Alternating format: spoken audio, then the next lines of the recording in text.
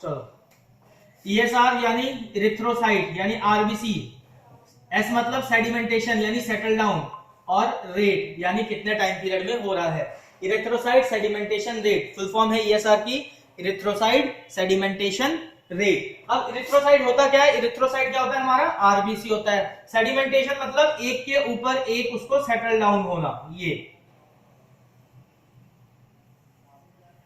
ये ट्यूब के अंदर एक के ऊपर एक क्या हो रहा है, सेटल डाउन हो रहा है। ठीक है, अब ये सेटल डाउन क्या है, mm पर आर। ठीक है, हर एक घंटे में कैसे कैसे सेटल डाउन होता है ईएसआर यानी आरबीसी इरिथ्रोसाइट कैसे कैसे सेटल डाउन होता है वो हमें देखना होता है। सबसे शॉर्ट में समझो भाई, हमें ईएसआर कब कब पता करना होता है, हमें क्या चीजें हैं जो ईएसआर हमें बता सकता है। बॉडी में किसी भी चीज का इन्फ्लामेशन, बॉडी में किसी भी चीज का अगर इन्फ्लामेशन होगा तो आपका जो ईएसआर जो है वो क्या होगा, बढ़ा हुआ आएगा। ईएसआर क्या होगा, बढ़ा हुआ आएगा। ठीक है, कोई भी बॉडी में अगर किसी भी चीज तरीके का कोई सा भी इन्फ्लामेशन हो जाए, ठीक है, तो क्या होगा, बढ़ा हुआ आपका ईएसआर नजर आएगा। इसके दो मेथड होते हैं, पहला मेथड क्या है आपका वेस्टर्न ग्रीन और दूसरा विंट्रोब।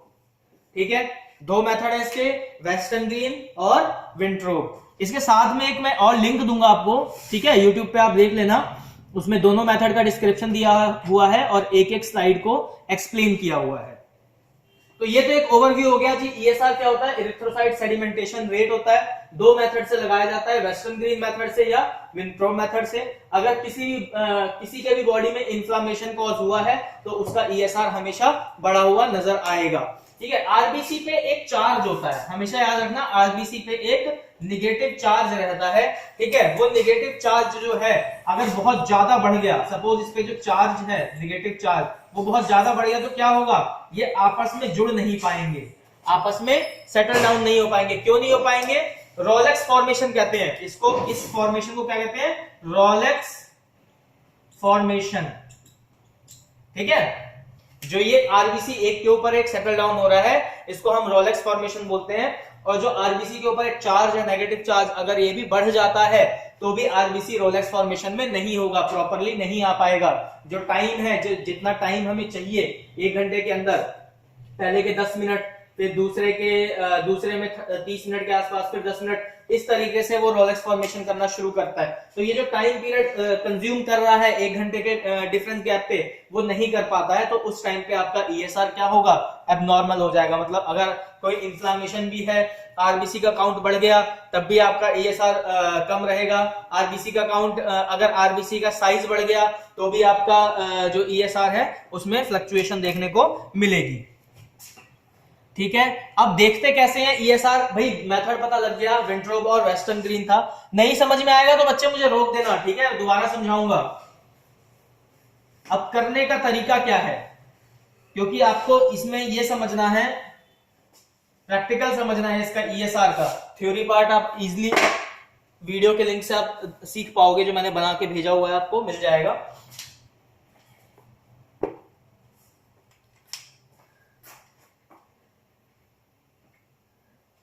तो सबसे पहले ईएसआर में हमें क्या है, हमारा एम हो गया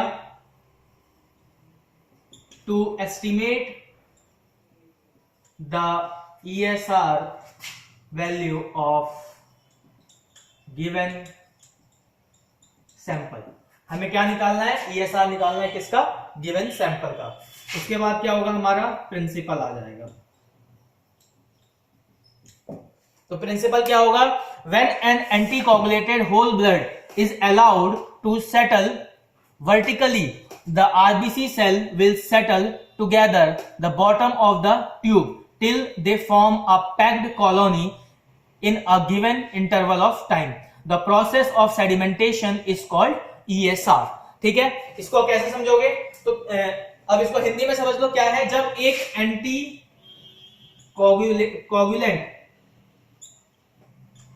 एंटी कोगुलेटेड ब्लड जो है, ब्लड सैंपल, ठीक है, अब एंटीकोगुलेटेड ईएसआर में क्या होता है, ईएसआर में पहले जो सोडियम सिट्रेट, ये यूज होता था। अभी मॉडिफिकेशन क्या किया गया है, आपका ईडीटीए में भी आपका ईएसआर लग जाता है। पहले सोडियम सिट्रेट लगता था, अब मॉडिफिकेशन के बाद, मॉडिफिकेशन किसमें किया गया है, ये मॉडिफिकेशन की वजह से हुआ है, ठीक है। तो ये मॉडिफिकेशन किसमें किया गया है, अगर इस मॉडिफिकेशन की मैं बात करूं तो ये मॉडिफिकेशन किसमें किया गया है, ये मॉडिफिकेशन किया गया है कि हम क्या करते हैं इसमें नॉर्मल सलाइन। हाँ सिर्फ बोलो, मॉडिफिकेशन क्या चीज है, क्या मॉडिफिकेशन? मॉडिफिकेशन का मतलब होता है कि कोई काम आप कर रहे हो, उसको करने के लिए उसमें क्या और इंक्रीज कर सकते हो कि जल्दी हो जाए। तो पहले जिसमें था उसमें क्या? सुन लो अभी रुक जाओ, सुनो। लॉक पीछे लॉक कर दीजिए, जरूरत नहीं लॉक, जब जाऊंगा तो मैं खोल लूंगा, लॉक कर दीजिए, चाबी इधर ही दे दीजिएगा सर। मॉडिफिकेशन क्यों किया जाता है भाई, आपको सीबीसी लगाना है, ठीक है, आपको ईएसआर भी लगाना है। अब अगर ईएसआर की बात की जाएगी, ठीक है, कि भाई ईएसआर भी लगाना, दो में सैंपल लेना पड़ेगा ना, एक सोडियम सिट्रेट में लोगे, एक ईडीटीए में लोगे, तो भाई हम क्यों ना कुछ ऐसा मॉडिफिकेशन, कुछ ऐसी इन्वेंशन उसमें और कर दें कि ईडीटीए ट्यूब से ही हमारा ईएसआर भी लग जाए और सीबीसी भी लग जाए। इसीलिए मॉडिफिकेशन किया जाता है। बाइक में होता है ना मॉडिफिकेशन करते हैं, साइलेंसर चेंज कर दिया, टायर चौड़े कर दिए, वो क्या है, वो बाइक का मॉडिफिकेशन है। ऐसे ही टेस्ट का मॉडिफिकेशन होता है। टेस्ट का मॉडिफिकेशन क्या है कि भाई आपने क्या किया, ईडीटीए में ही कुछ ऐसा केमिकल, नॉर्मल सलाइन यूज कर लिया, ठीक है, टीडीएस यूज कर लिया, कुछ ऐसा केमिकल और ऐड कर लिया कि जिससे आपका ईएसआर निकालना भी उसी सैंपल से वैलिड हो जाए, आराम से निकल जाए, करेक्ट वे में निकल जाए, ठीक है। समझ में आया आसिफ?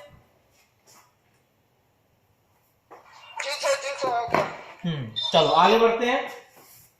तो प्रिंसिपल समझ में आ गया कि भाई हमारा क्या कहता है कि जब आपको सैंपल लेना है, सैंपल लेने के बाद उसमें क्या करोगे आप,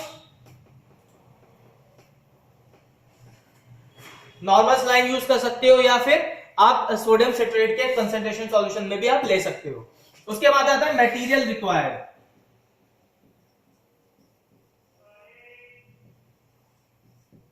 बात कर लेते हैं मटेरियल रिक्वायर्ड की। तो अगर हम वेस्टर्न ग्रीन मेथड से कर रहे होंगे या विंट्रोब मेथड से कर रहे होंगे, दोनों का रिक्वायरमेंट क्या होगा, अलग अलग होगा। ब्लड टाइप यानी सैंपल टाइप, सैंपल टाइप क्या होगा, ईडीटीए ब्लड सैंपल, दोनों में सेम ही होगा भाई। इसमें भी ईडीटीए ब्लड सैंपल चाहिए आपको, इसमें भी ईडीटीए ब्लड सैंपल चाहिए। अब इसमें दूसरी रिक्वायरमेंट क्या चाहिए, तो वेस्टर्न ग्रीन है तो वेस्टर्न ग्रीन ट्यूब चाहिए होगी, ईएसआर ट्यूब वेस्टर्न ग्रीन की, ठीक है। इसमें विंट्रोब है तो विंट्रोब की ईएसआर ट्यूब चाहिए होगी। नाम और काम को समझो, वेस्टर्न ग्रीन है तो वेस्टर्न ग्रीन की ईएसआर ट्यूब चाहिए, विंट्रोब है तो विंट्रोब की ईएसआर ट्यूब चाहिए। अब इसमें क्या है भाई, इसकी ट्यूब, वेस्टर्न ग्रीन की ट्यूब लेंथ में बड़ी होती है, ठीक है, 200 mm तक जाती है इसकी ट्यूब, और इसकी 10 तक ही रहती है। ये 200 है और ये 10 तक ही है, ठीक है। तो इसमें आपका क्या चाहिए, रबड़ बल्ब। रबड़ बल्ब क्या होता है, कभी भी आपने देखा होगा किसी भी पिपेट के पीछे एक बल्ब लगा होता है, जिसे आप प्रेस करते हो तो वो पिपेटिंग करना शुरू कर देता है, ठीक है। तो वो रबड़ बल्ब चाहिए होगा इसमें। इसमें क्या चाहिए होगा, पास्चर पिपेट। पास्चर पिपेट कैसी होती है, ग्लासवेयर में मैंने आपको दिखाया था, बहुत लंबी सी टिप, उसकी जो पिपेट है उसकी टिप बहुत लंबी होती है और पतली होती है, तो वो पास्चर पिपेट इसमें चाहिए होती है, ठीक है। ब्लड सैंपल क्या हुआ, ईडीटीए हो गया। ईएसआर ट्यूब वेस्टर्न ग्रीन में वेस्टर्न ग्रीन, विंट्रोब में विंट्रोब। पिपेट करने के लिए इसमें चाहिए रबड़ बल्ब की हेल्प से पिपेट हो जाएगा इस ट्यूब में, और इसमें क्या चाहिए होगा, इसमें पास्चर पिपेट के हेल्प से हो जाएगा। उसके बाद क्या चाहिए आपको, टाइमर चाहिए, दोनों में टाइमर चाहिए, क्योंकि दोनों में टाइम लगा के रखना है 1 घंटे के लिए। टाइम क्या है इसका, 1 आवर है, 1 घंटे के अंदर रिजल्ट आता है, तो दोनों में टाइमर भी चाहिए। तो ये तो हो गया इसका मटेरियल रिक्वायर्ड। अब बात कर लेते हैं इसमें एंटीकोगुलेटेड ब्लड। अगर आप ईडीटीए के साथ नहीं कर रहे हो तो आपको क्या चाहिए, आपको चाहिए सोडियम सिट्रेट, ठीक है। ब्लैक कलर का आता है, इसका जो कैप होता है, कलर कैप सोडियम सिट्रेट का ब्लैक होता है, याद रखना कलर कोड, सोडियम सिट्रेट जो होता है वो ब्लैक कलर कोड का रहता है।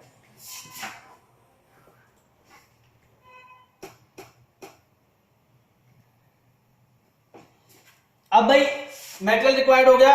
अब बात कर लेते हैं प्रोसीजर की कि प्रोसीजर कैसे किया जाएगा। इससे बेस्ड जो थ्योरी पार्ट है वो मैं आपको वीडियो का लिंक शेयर कर दूंगा यूट्यूब का, आप उससे आराम से देख पाओगे। उसमें स्लाइड में एक्सप्लेनेशन दी हुई है। अभी आप प्रैक्टिकल बेसिस का यहां समझो, और अगर नहीं आ रहा है तो मुझे रोक के उसी टाइम पूछ सकते हो दोबारा। बात करते हैं प्रोसीजर की, ठीक है। तो प्रोसीजर की बात कर लें तो सबसे पहले बात करेंगे प्रोसीजर में, ये हमें क्या करना है, हमें ब्लड सैंपल लेना है। हमारे पास ब्लड सैंपल आ गया, फिर क्या करना है, हमें किट लेनी है। कौन सी, चाहे वो वेस्टर्न ग्रीन हो चाहे वो विंट्रोब हो, ठीक है। अब क्या करोगे भाई, किट भी आ गई, सैंपल भी आ गया। अब स्टेप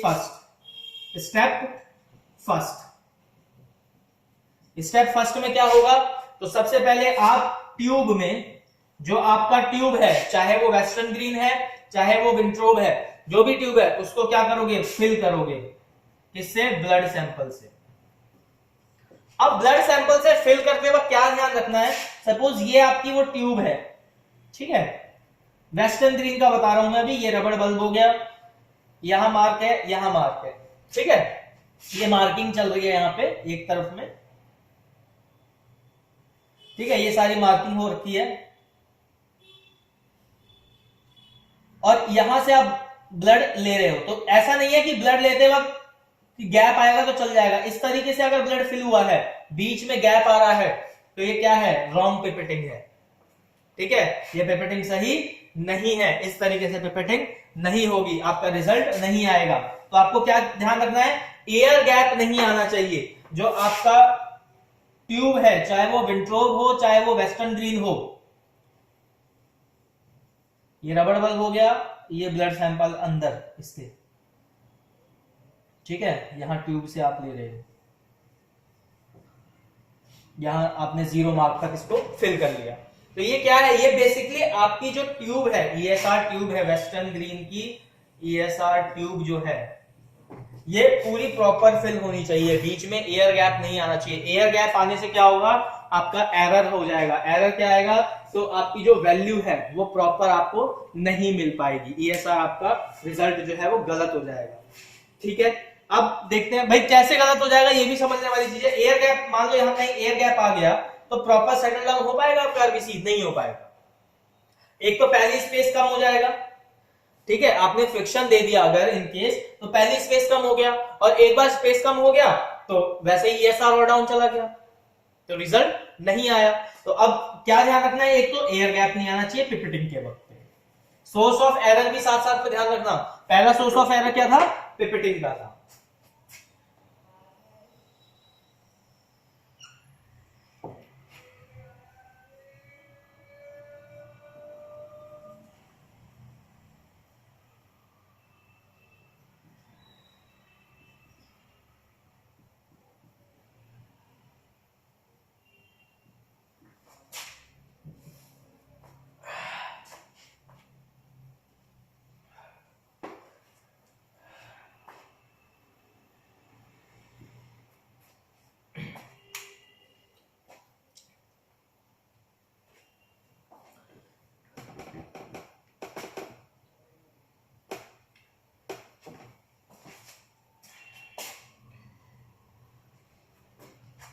अब ये एक आपकी ट्यूब है, ठीक है, मार्किंग दे रखी है 0 से 1, यहां आपका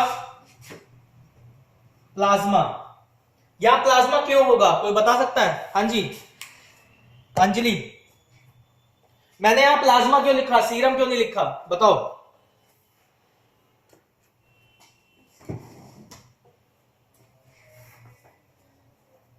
अंजलि राजपूत,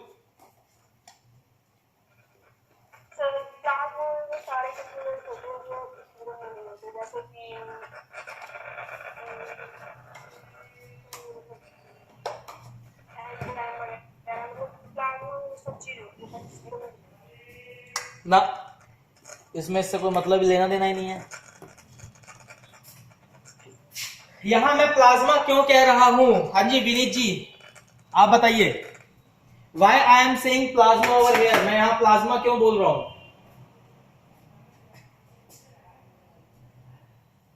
विनीत, हेलो। हाँ जी, यहाँ प्लाज्मा क्यों बोला जा रहा है, सीरम क्यों नहीं बोला जा रहा? मैं सर अभी मैं कुछ काम कर रहा हूँ सर। बेटा काम कर रहे हो तो फिर क्लास में बैठने की क्या जरूरत है, फिर काम ही कर लो। नहीं सर, एक सैंपल आ गया, उसे रन कर रहा हूँ सर मैं। बहुत अच्छे बेटा, अब ये सारी रिकॉर्डिंग तुम्हारी जब डायरेक्टर साहब देखेंगे ना तब बताएंगे कि क्लास के टाइम पे काम हो रहा है क्या हो रहा है। प्रिया, अभी सर नो आंसर। भाई ऐसे पढ़ाने में मजा नहीं आएगा। अगर आप लोग नहीं पढ़ोगे तो मैं पढ़ाना बंद कर दूंगा, कोई फायदा नहीं है। आपकी ऑनलाइन क्लास लेने का कोई फायदा नहीं है। येलो कलर है इसलिए। येलो कलर तो बेटा सीरम भी pale yellow, yellow colour plasma का क्या कलर बताया था मैंने? Pale yellow. और सीरम का? सीरम भी तो पेन येलो ही था, येलो और पेन येलो दोनों के बीच में बैठता है वो। सर प्लाज्मा में एंटीकोगुलेंट। प्लाज्मा, यहाँ एंटीकोगुलेंट यूज कर रहे हैं ना हम ब्लड सैंपल में। EDTA या सोडियम सिट्रेट, दो टाइप के एंटीकोगुलेंट यूज हो रहे हैं ना। जब एंटीकोगुलेंट यूज हो रहे हैं तो प्लाज्मा ही तो मिलेगा। हाँ, अब कहां से याद आ गया? हाँ, मार पड़ने का खाली काम रह रहा है तुम्हारा अब, और कुछ नहीं। क्या है यहाँ पे? अब आपका आरबीसी सेटल डाउन हो गया, 1 घंटे का हमने टाइम दे दिया। 1 घंटे में क्या हुआ जी? आरबीसी सेटल डाउन हो गया, प्लाज्मा ऊपर आ गया। प्लाज्मा ऊपर आ गया तो ये जो लेयर बनी प्लाज्मा की, हमें ये काउंट करनी होती है, और यही जो वैल्यू है वो हमारी ESR होता है। बात समझ में आई? जो ट्यूब है, आरबीसी जब सेटल डाउन हो गया 1 घंटे के अंदर, उसके बाद जो हमारा प्लाज्मा वाला पार्ट हमें दिखाई दिया, हमने काउंट कर लिया भाई कहां तक जा रहा है। तो यहाँ पे 10 तक आ रहा है, या 9 तक आ रहा है, या 5 तक आ रहा है। आपने क्या किया? उतनी वैल्यू लिखी। 5 तक आ रहा है तो 5 ESR हो गया, 8 आ रहा है तो 8 ESR हो गया, 6 पे आ रहा है तो 6 ESR हो गया। ये आपने मार्किंग काउंट कर ली कि कितने mm वो डाउन हुआ। ठीक है, तो ये ESR काउंट करने का तरीका है। ठीक है, आगे बढ़ते हैं। प्रोसीजर हो गया, ऑब्जर्वेशन हो गई कि आपने ऑब्जर्व कैसे किया।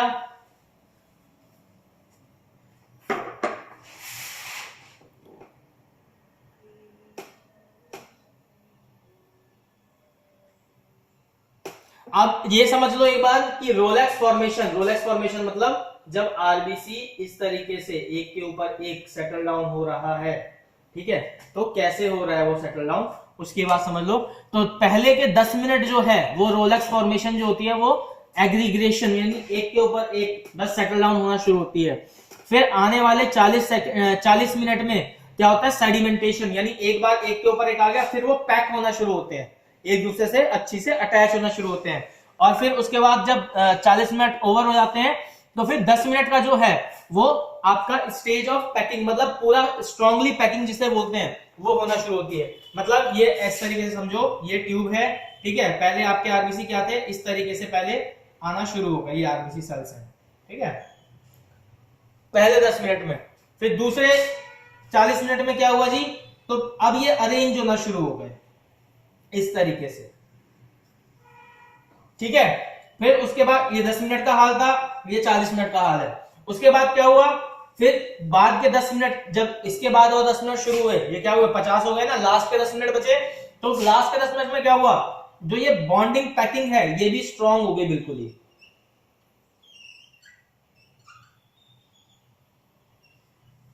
बिल्कुल गैप छोड़ना ही बंद कर दिया इन्होंने। इस तरीके से एक के ऊपर एक पूरे अच्छी से पैक्ड हो गए, बिल्कुल सेटल डाउन हो गए, चिपक गए एक दूसरे के साथ, ठीक। तो इस तरीके से इसकी रोलेक्स फॉर्मेशन होती है, पहले के 10 मिनट, फिर 40 मिनट, फिर 10 मिनट। अब फैक्टर, क्या क्या फैक्टर हैं जो ESR को इफेक्ट कर सकता है? आपके बॉडी में क्या क्या फैक्टर हैं? अगर मैं फैक्टर की बात कर लूं तो आपकी बॉडी में क्या क्या फैक्टर हैं जो ESR को डिफेक्ट करता है? तो सबसे पहले होता है प्लाज्मा, ठीक है। विनीत माइक बंद कर ले बच्चे। सबसे पहला जो फैक्टर है वो है प्लाज्मा का। तो प्लाज्मा क्या करता है? आपका इफेक्ट करता है ESR की वैल्यू को भी, ठीक है। दो तरीके के, देखो जो फैक्टर इफेक्ट होते हैं वो दो तरीके के होंगे, एक लेबोरेटरी होगा और एक फिजियोलॉजिकल होगा, ठीक है। तो पहला अगर हम बात करते हैं फिजियोलॉजिकल में, तो सबसे पहला जो है प्लाज्मा फैक्टर है, यानी अगर आपकी बॉडी में प्लाज्मा फॉर्मेशन कम है तो भी आपका ईएसआर की वैल्यू क्या होगी, ऑब्वियसली सी बात है, प्लाज्मा कम है तो ईएसआर वैल्यू कम हो जाएगी, और अगर प्लाज्मा फॉर्मेशन ज्यादा है तो आपकी ईएसआर की वैल्यू भी बढ़ जाएगी। दूसरा होता है आरबीसी का, अगर आरबीसी का फॉर्मेशन ज्यादा है तो ईएसआर की वैल्यू क्या होगी, कम हो जाएगी। कैसे कम हो जाएगी कि भाई आपका सपोज 5 ml में ब्लड में 1 ml प्लाज्मा निकल रहा है, ठीक है, और आरबीसी की फॉर्मेशन बढ़ गई, आरबीसी की फॉर्मेशन बढ़ गई तो क्या हुआ, 1 ml की जगह कम हो जाएगा। ठीक है, आगे बढ़ते हैं। तो रोलेक्स फॉर्मेशन, अगर चार्ज जो है आरबीसी के ऊपर जो चार्ज है अगर वो भी बढ़ गया तो क्या होगा। अब 2 मैग्नेट ले लो, ठीक है, एक उसमें नॉर्थ पोल होता है, एक साउथ पोल होता है। भाई मैग्नेट होता है ना, इस तरीके का मैग्नेट होता है, एक नॉर्थ पोल एक साउथ पोल। अगर इसके आगे मैं नॉर्थ पोल का दूसरा मैग्नेट लाऊंगा तो वो क्या होगा, एक दूसरे में अटैच हो जाएगा, चिपक जाएगा। और इसके सामने अगर मैं साउथ ले आऊंगा नॉर्थ हटा के तो क्या होगा, ये कभी भी आपस में अटैच नहीं हो पाएगा। तो ऐसे ही आरबीसी में होता है, जो ये आरबीसीज हैं इसमें भी यही होगा। अगर इसका चार्ज बढ़ गया तो ये आपस में क्या होगा, अटैच नहीं हो पाएगी, जुड़ नहीं पाएगा और रोलेक्स फॉर्मेशन नहीं हो पाएगी। उसके बाद हो जाता है एज फैक्टर। हर एक एज का ईएसआर वैल्यू भी अलग होती है। बच्चा जब पैदा होगा तो उसमें आरबीसी की फॉर्मेशन ज्यादा होती है तो ईएसआर वैल्यू कम होगी। जब इंसान बूढ़ा हो जाता है तो आरबीसी की फॉर्मेशन कम हो जाती है तो ईएसआर वैल्यू ऑटोमेटिकली बढ़ जाएगी। जब प्रेगनेंसी होती है, वुमेन प्रेग्नेंट होती है, तो उस टाइम पे उसको बेबी की फीडिंग जरूरी होती है, तो उसमें आरबीसी का और स्टेम सेल का फॉर्मेशन बहुत ज्यादा होने लगता है। क्यों? क्योंकि एक वो न्यू ह्यूमन बॉडी को ग्रो करा रही है, ठीक है, तो उस टाइम पे इफेक्ट आएगा। फिर आते हैं लेबोरेटरी फैक्टर्स। ये तो हो गया भाई हमारा फिजियोलॉजिकल फैक्टर कि हमारे फिजिकली हमारे बॉडी में या कंडीशन के अकॉर्डिंग की क्या क्या फैक्टर अफेक्ट कर सकते हैं ईएसआर को। अब बात कर लेते हैं आपका लेबोरेटरी के अंदर। तो लेबोरेटरी में सबसे पहला फैक्टर क्या आएगा, तो लेबोरेटरी में सबसे पहला फैक्टर आएगा टेम्परेचर।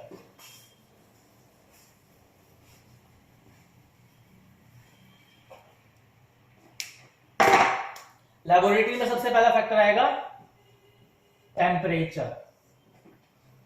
अब क्यों टेम्परेचर कहा जा रहा है, भाई आपकी बॉडी में टेम्परेचर बढ़ गया, ठीक है, या आप जो सैंपल लगा रहे हो उसका टेम्परेचर बढ़ गया तो क्या हुआ, मॉलिक्यूलर एनर्जी का लेवल है उसके अंदर बढ़ गया, और मॉलिक्यूलर एनर्जी लेवल बढ़ गया तो चार्ज बढ़ गया। और सेम आरबीसी के ऊपर क्या होता है, चार्ज होता है, ठीक है, तो वो चार्ज भी बढ़ गया, एक्टिव हो गया, हाइपर एक्टिव हो गया, तो क्या होगा, आपस में अटैच ही नहीं होगा, रोलेक्स फॉर्मेशन करने में प्रॉब्लम करेगा। तो टेम्परेचर है। दूसरा टाइम, जब हमने बता दिया कि भाई 10, 40 और 10 इस 3 स्टेज में ये चलता है, ठीक है, तो टाइम अगर बढ़ा दोगे तो भी फॉर्मेशन प्रॉपर नहीं होगा, टाइम कम कर दोगे इससे, ये क्या है, टोटल कितना हो रहा है, ये 60 हो रहा है ना, 60 मिनट, 10 मिनट 40 मिनट और 10 मिनट 60 मिनट हो गए। तो ये 60 मिनट से अगर कम करोगे तो भी दिक्कत है, ज्यादा करोगे तो भी दिक्कत है। अगर सैंपल एग्लूटिनेट हो जाए, क्लॉट हो जाए तो भी अब आरबीसी, भाई आरबीसी को सेटल डाउन करना है और ये आरबीसी ही टूट गया, ब्रेक डाउन हो गया, तो क्या होगा, ना चार्ज रहा इसके अंदर, ना कोई इसकी फंक्शनिंग रही, आपस में क्लॉट हो गए, जुड़ जाएंगे, तो भी आपका ईएसआर वैल्यू नहीं आ पाएगा। ठीक है, ट्यूब फैक्टर भी कर सकता है। भाई ट्यूब में जो मैंने बताया था कि जब आप ट्यूब में फिल कर रहे हो और बीच में एयर गैप आ जाए, ब्लड की जगह ये बीच में इस तरीके का एयर गैप आ जाए तो भी आपका ईएसआर जो है वो फैक्टर इफेक्ट करेगा। ठीक है, और इसी ट्यूब में अगर आप वाइब्रेशन कर देते हो, सपोज ये ट्यूब है, ये ट्यूब है, ठीक है, अब ये ट्यूब में आप इसको वाइब्रेट करने लगो, इस तरीके से हिलाओ इसको, हर वक्त हिलाते रहो, तो क्या होगा, वो सेटल डाउन होगा, नहीं होगा। ठीक है, सनलाइट, अब सनलाइट से कैसे इफेक्ट हो सकता है, भाई आप लेबोरेटरी में काम कर रहे हो, ठीक है, और आपने विंडो के पास में ईएसआर स्टैंड रख रखा, विंडो से आ रही है सनलाइट, तो सनलाइट है, सनलाइट कैसे इफेक्ट करती है, सनलाइट में जब आप बैठते हो तो टेम्परेचर क्या होता है आपकी बॉडी का, इंक्रीज हो जाता है, बढ़ जाता है, तो ऐसे ही क्या है, वो हीट इफेक्ट देती है। तो अगर ट्यूब सनलाइट के एक्सपोज में आ रही है, ठीक है, तो क्या होगा, इसका टेम्परेचर बढ़ जाएगा, और टेम्परेचर बढ़ जाएगा तो मॉलिक्यूलर एक्टिविटी बढ़ जाएगी, मॉलिक्यूलर एक्टिविटी बढ़ेगी तो चार्ज बढ़ेगा, चार्ज बढ़ेगा तो उसके जो पार्टिकल्स है वो आपस में अटैच नहीं कर पाएंगे। ठीक है, तो ये फिजियोलॉजिकल फैक्टर था। अब एज के फैक्टर की बात कर लेंगे तो ऑब्वियसली बात है, इन्फेंट में क्या होगा, आरबीसी ज्यादा बन रही है तो ईएसआर लो रहेगा, एडल्ट में ग्रेजुअली इंक्रीज हो जाएगा और ओल्ड में फिर हायर हो जाएगा क्योंकि आरबीसी फॉर्मेशन कम हो जाती है। ठीक है, टेम्परेचर जो है लेबोरेटरी का वो हमेशा बोला जाता है 20 से 25 डिग्री सेल्सियस ही रखना चाहिए। उससे ज्यादा अगर टेम्परेचर होगा तो आपका जो रिएक्शन है रूम टेम्परेचर पे वो फॉलो आप नहीं कर पाओगे। और एक नोट कर लेना कि 3 डिग्री राइज में टेम्परेचर का अगर 3 डिग्री राइज होता है तो 1 mm ESR बढ़ जाएगा। अगर टेम्परेचर 25 है वो 26 पे जाता है, 26 के बाद 27 पे जाता है, फिर 28 पे जाता है, तो 28 पे जो आपका ESR है वो 1 mm बढ़ा हुआ आएगा। ठीक है, यानी 20 से 25 जो आपका रूम टेम्परेचर है इससे अगर 3 डिग्री प्लस होता है तो ESR में 1 mm की वैल्यू बढ़ी हुई आएगी हमेशा। तो अगर कोई सैंपल लेके आ रहा है कहीं से कलेक्शन करके तो उसमें टेम्परेचर का पता लगेगा सर कितना टेम्परेचर है तापमान का? जब कलेक्शन पढ़ा रहा था विनीत तो क्लास में रहते तो ये चीज आसान से समझ में आ जाती, लेकिन फिर भी दोबारा बता दे रहा हूं आपको। जब आप कलेक्शन करते हो फ्लेबोटमी का जो फ्लेबो होता है उसका ट्रांसपोर्टेशन का जो काम होता है, मैंने बताया था कि जो कंटेनर यूज होता है, ठीक है, वो क्या होता है, थर्मोफ्लास्क का कंटेनर होता है जिसमें सनलाइट हीट का कोई इफेक्ट नहीं होता अंदर। बात समझ में आई? जो आपका कंटेनर है ये थर्मोफ्लास्क का कंटेनर होता है और ये थर्मोफ्लास्क का कंटेनर बाहर के एटमॉस्फेयर से अंदर के एटमॉस्फेयर में कोई फर्क नहीं देता। जैसे आपका थर्मोफ्लास्क की बोतल होती है ना पानी की, गर्म पानी डाल दो वो गर्म ही रहेगी 6-7 घंटे, ऐसा ही ये थर्मोफ्लास्क होता है। इसमें क्या है, इसके अंदर एक कूल पैड पड़ा रहता है, यहाँ पे कूल पैड रहेगा, यहाँ एक कूल पैड रहेगा, यहाँ एक कूल पैड रहेगा। ये तीनों साइड से आपका चारों साइड से जो साइड्स होती है ना, चारों साइड और नीचे बेस से ये कूल पैड रहता है। ठीक है, ये कूल पैड क्या करता है, बाहर के टेम्परेचर को अंदर के टेम्परेचर से मिक्स नहीं होने देता है, गर्म नहीं होने देता है। और ये जो ट्रांसपोर्टेशन का सैंपल है वो क्या है, 2 से 8 डिग्री सेंटीग्रेड है। किसी भी सैंपल को अगर ट्रांसपोर्ट करना हो, रिएजेंट को रखना हो, 2 से 8 डिग्री पे ही आपको ट्रांसपोर्ट करना होता है। तो ये टेम्परेचर कम रखता है और ध्यान रखा जाता है ट्रांसपोर्टेशन में हमेशा कि जो सैंपल है वो ज्यादा जर्क ना हो, ज्यादा हिले ना डुले ना, ठीक है, हिमोलाइज ना हो जाए। बात क्लियर हुई विनीत जी?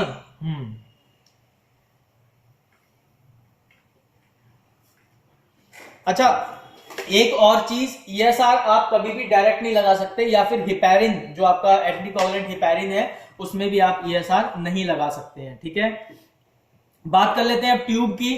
तो जो ट्यूब का डायामीटर होता है वो 2.5 mm का होता है।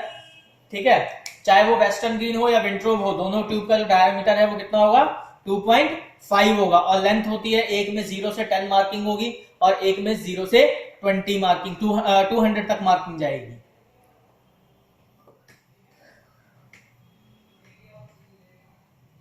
अब आप लोग सब अपना अपना ESR बताएंगे। एक फॉर्मूला बता रहा हूं नॉर्मल ESR का। ठीक है, आपके एज में आपका ESR कितना होना चाहिए, ठीक है, कितना होना चाहिए नॉर्मली ESR आपके एज में आपका, वो बताने का फॉर्मूला बता रहा हूं। नॉर्मल ESR कितना, किसमें आएगा, ये यूनिट क्या होगी इसकी, भाई यूनिट बताओ।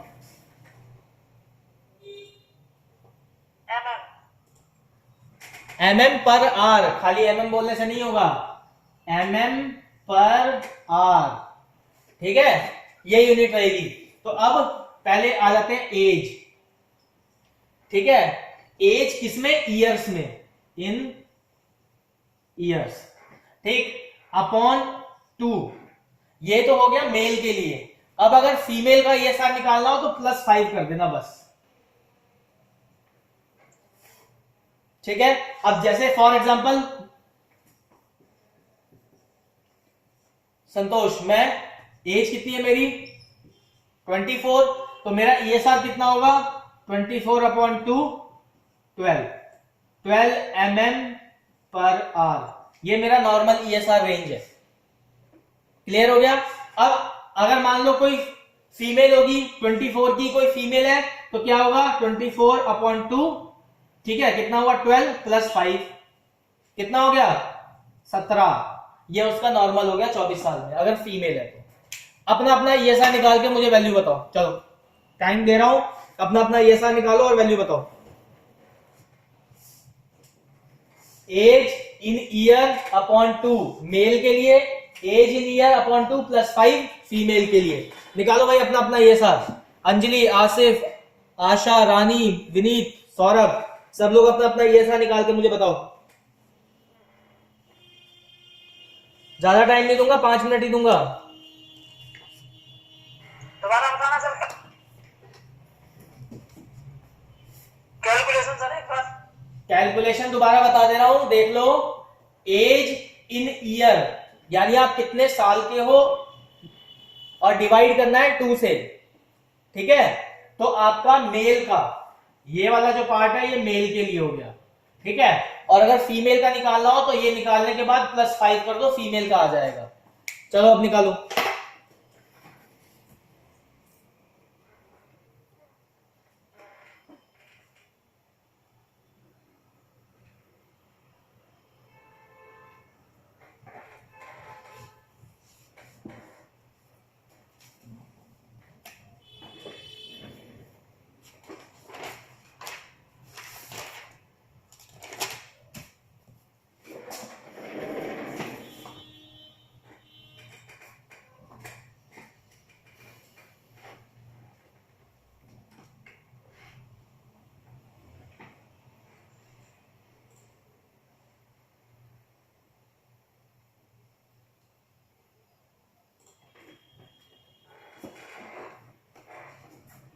हाँ जी, अंजलि जी बताएं अपना ईएसआर कितना आया।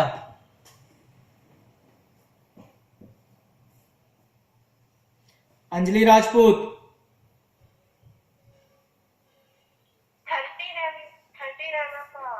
13। आसिफ अली आपका कितना आया? आसिफ अली जी सर 5। 5 जी लगाया था। एज बता अपनी। एज 18 साल। कितना हो रहा है? कितना सर? 5 आएगा है? 18 को भाग के 2 से किया। हाँ 5 होता है। तू फर्स्ट क्लास में जाके ना मैथ सीख पहले बेटा। जी 2 का टेबल पढ़ो तो कितना होता है जरा। 18 कितने बार में डिवाइड हो रहा है? पढ़ो क्या हुआ? आसिफ अली आप ही से पूछ रहा हूं मैं, 2 के टेबल में 18 कब आएगा?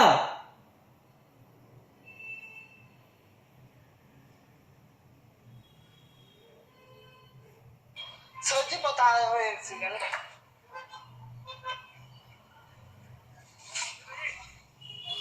बहुत बुरे हाल है, बहुत बुरे हाल है। 2 का टेबल नहीं आ रहा है, बताओ, हद हो गई। ये ग्रेजुएशन कर रहे हैं ये लड़के, और यही वीडियो जब YouTube पे अपलोड होगी ना, तब बाकी दुनिया भी देखेगी, तब देखेंगे क्या होता है इनका हाल।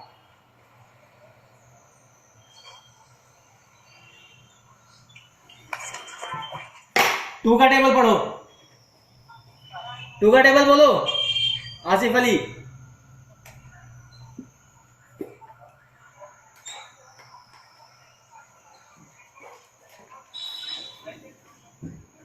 आसिफ आप ही से पूछ रहा हूं, 2 का टेबल बोलो। जी सर 2 का टेबल बोलो, 2 का टेबल। टोटल वेट 7 किलो है? मैं टेबल की बात कर रहा हूं, 2 का टेबल। 2 का पहाड़ा सुनाओ।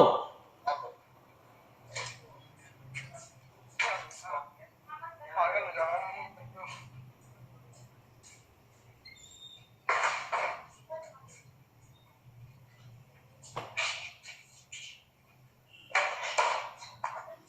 2 का टेबल आसिफ अली।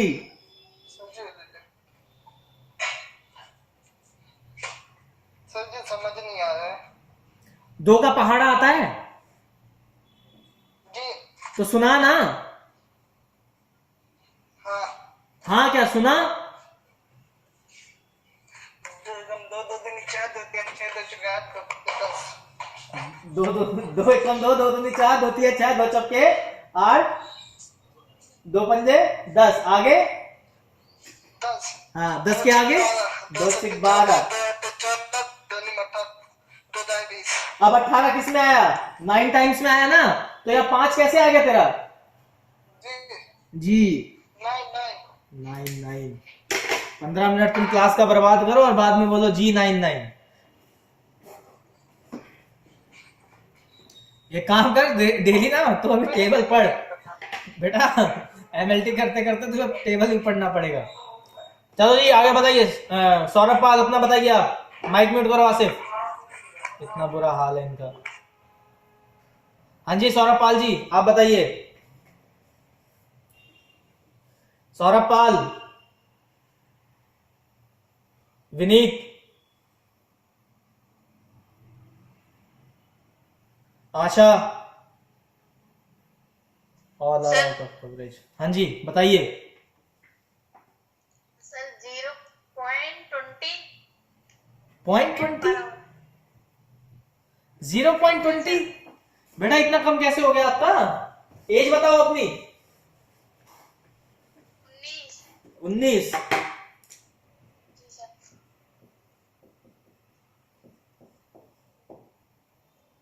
कितना होगा?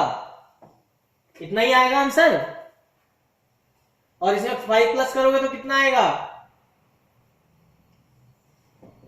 14.5 आएगा।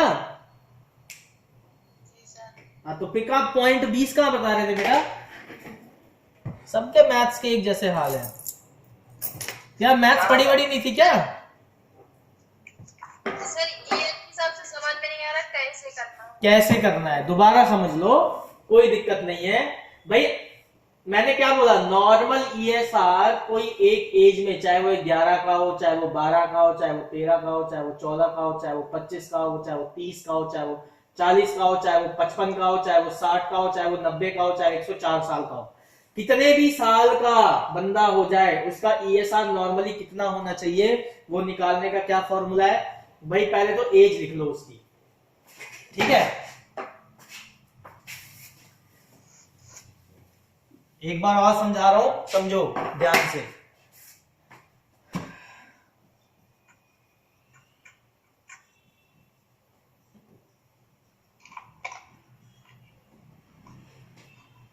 पहले उसकी एज लिख लो, मान लो 14 साल का है, ठीक है? अभी मेल की बात कर रहे हैं, ठीक? अब कंफ्यूज मत होना, मेल की बात करें।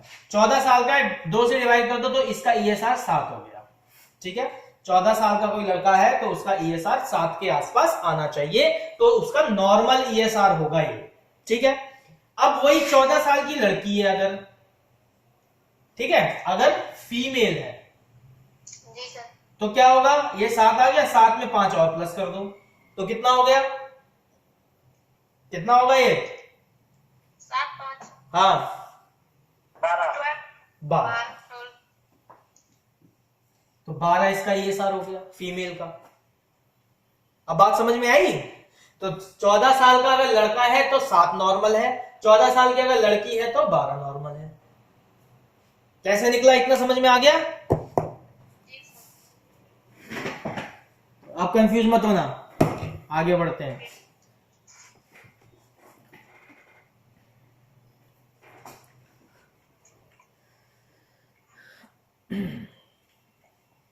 नॉर्मल रेंज की बात कर लेते हैं वेस्टर्न ग्रीन में। तो 0 से 10 जो है वो मेल की नॉर्मल रेंज है, और फीमेल की जो नॉर्मल रेंज है वो 0 से 20 है, ठीक है?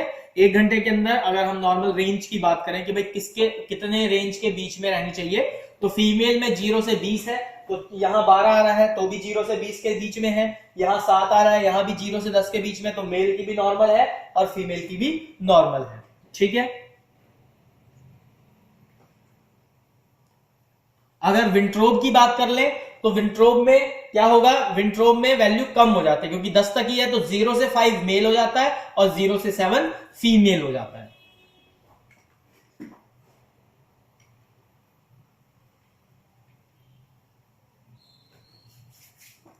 यह आपका ईएसआर का टॉपिक कवर अप होता है। उम्मीद करता हूं कि आप लोगों को थोड़ा बहुत समझ में आया होगा, और बाकी जो YouTube पे अदर स्टूडेंट्स भी देख रहे हैं उनको भी क्लास इंटरेस्टिंग लग रही होगी।